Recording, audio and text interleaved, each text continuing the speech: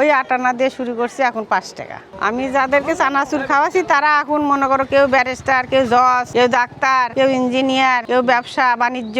তারা আসে হয়তো আমাদের দেখা সাক্ষাৎ করে হয়তো মাখা খায়, কিছু টাকাও বকশিস দিয়ে যায়। জীবনে প্রচুর কষ্ট করেছি, কিন্তু হার মানিনি, কারো কাছে 1 টাকা হাত পাতিনি, কারো কাছে হাত পাতিনি যে না নিজে পরিশ্রম করে খাবো, কারো কাছে হাত পাতবো না। নাম হাসি, কিন্তু দুঃখেই জীবন। সারা জীবন কষ্ট করতে করতেই জীবন শেষ। বাপের গালানতেও কষ্ট, স্বামীর গালানতেও কষ্ট, ছেলের গালানতে আরো কষ্ট। 50 বছর হলে সিঙ্গারা বানাতেছি। 8 আনা 4 আনা প্রথম সিঙ্গারা বানাতাম, তারপর থেকে 5 টাকা। অভাব অভিযোগ কারণে স্বামীর পাশাপাশি দোকান করি। 15 বছর বয়স থেকে তখন আমার কিছুই ছিল না। দুইজনে বিয়ের পর এখন শ্বশুর শাশুড়ি সবাই মারা গেছে, যাওয়ার পর এখন আমাদের সংসারে কিছু ছিল না। আমরা দুজন উভয় পক্ষে খাইতেই মনে করেন যে ওই 8 আনা 4 আনার মাখামাখি এলে বেছেই আমরা সংসার চালাচ্ছিলাম। মাখামাখি মানে চানাচুর মাখা, পৌরসভা গাড়ি স্কুলে ওখানে মাখামাখি বেচতাম। চানাচুর মাখা, আমরা মাখা, পেয়ারা মাখা, সিঙ্গারা। স্বামীর ঘরের অভাব, এই কারণে কিছু একটা করে খাওয়ার জন্য এইসব করেছিলাম।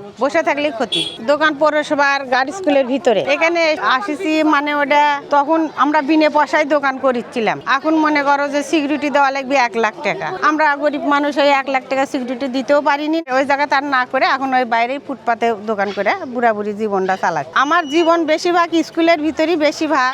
এখন সামান্য কিছু জীবন এখন এই জায়গাতে 15-16 বছরের থেকে মনে করো যে করে আসিছি, আজ এই পর্যন্তই। এরশাদের আগের আমলের থেকেই সিঙ্গারা বানাই। ছেলে মেয়ে, ছেলেটা ভালো না, মেয়েরা পড়া সংসারে চলে গেছে। আমাদের হিন্দু সমাজের মেয়েরা আর কি দেখে, খুব একটা দেখে না। খরচপাতি আমার লাগবে 10 টাকা, তারা দিচ্ছে 5 টাকা, তাদের তো আর ইনকাম হয় না।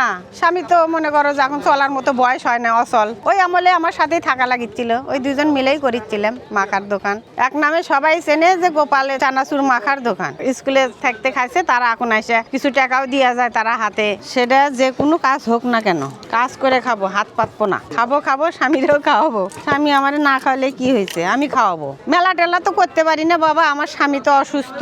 যখন হয় তখন ওই 150, 200, 250 পিস বেচা হয়। টাকা বাড়াই দেন, ওই একই মাপেরই বেশি বাবা। সবাই আমাকে জানে যে আমি ওই 5 টাকার মাল ওই 5 টাকা করে সবাই খায়। স্বামী সে অসুস্থ না, হাঁটতে পারতে পারে, মানে একবারে যে বসে থাকা তা না, মানে চলতে পারে। হ্যাঁ, দোকানও দেখি, স্বামীও দেখি। লাভ বুড়া বুড়ির পেটটা ভরে, পেট শান্তি সব শান্তি। দাদিকে অনেকদিন হলো দেখছি এবং আমরা মাঝে মাঝে এসে এখানে আমরা খাই।